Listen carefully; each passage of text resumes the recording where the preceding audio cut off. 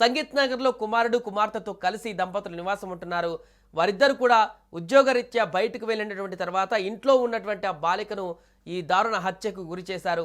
సోమవారం ఉదయం తల్లిదండ్రులు తమ కుమారుడికి పాఠశాలకు పంపి ఆ తర్వాత పనుల నిమిత్తం వెళ్ళిపోయిన తర్వాత మళ్ళీ ఆ కుమారుడికి లంచ్ బాక్స్ ఇవ్వడం కోసం మెకానిక్ షాప్ నుంచి తను ఇంటికి వెళ్ళినటువంటి సందర్భంలోనే ఈ దారుణ ఘటన చోటు చేసుకుంది. ఇంటికి వెళ్ళి చూసేసరికి ఇంట్లో విగత జీవిగా అప్పటికే పడిపోయింది.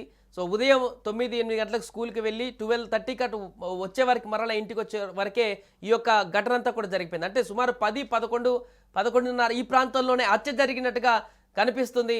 ఆ దుండగుడు వెళ్తున్నటువంటి సీసీ కెమెరా విజువల్స్ కూడా ఉన్నాయి. కాబట్టి ఎందుకు చంపాల్సి వచ్చింది ఆ పసి పాపను, ఆ బాలికను ఎందుకు చంపాల్సి వచ్చింది, దీని అన్ని కోణాల్లో కూడా దర్యాప్తు చేస్తున్నారు.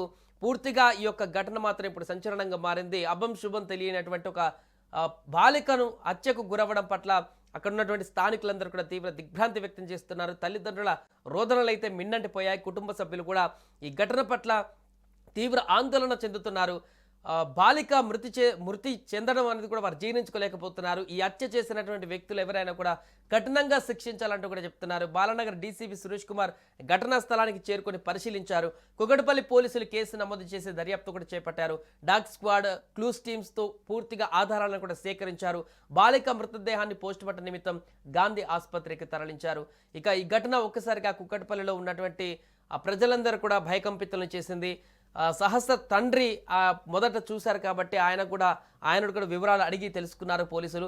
ఏదేమైనా కూడా కుకట్పల్లిలో జరిగినటువంటి ఈ మర్డర్ కేసుకు సంబంధించి మిస్టరీ అయితే ఇంకా బయటపడలేదు. ఎందుకు హత్య చేయాల్సి వచ్చింది ఆ బాలికను, సహస్రను, ఎందుకు ఆ వ్యక్తి ఇంటికి వచ్చారు, తల్లిదండ్రులు లేనప్పుడు ఎలా ఇంట్లోకి దూరాడు, దీనికి సంబంధించిన పూర్తి దర్యాప్తు కూడా కొనసాగుతుంది.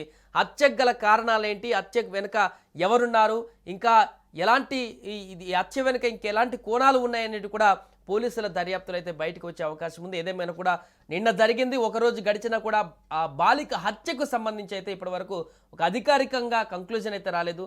దీనికి సంబంధించి ప్రత్యేక టీం కూడా దర్యాప్తు చేస్తుంది. కాబట్టి ఘటనకు సంబంధించిన పూర్తి వివరాలు కూడా త్వరలోనే వెల్లడి కావాల్సి ఉంది.